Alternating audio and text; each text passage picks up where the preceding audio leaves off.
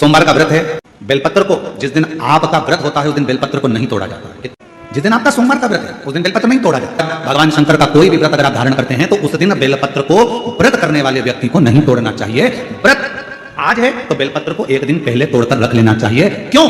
ऐसा हमारा शास्त्र, हमारा विधान, हमारे पुराण, हमारे वेद क्यों वर्णन करते हैं?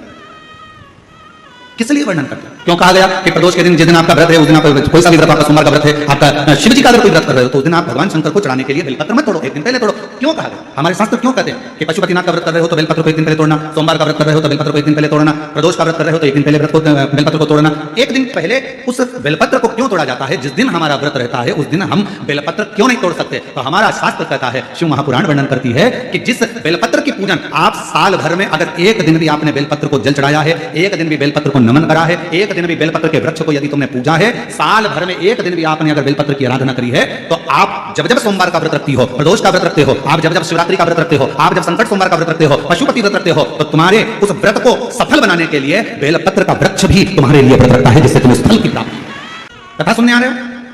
घर के बाहर बेलपत्र का पेड़ है, कथा श्रवण करने जा रही हूं, बेलपत्र का वृक्ष है? नहीं।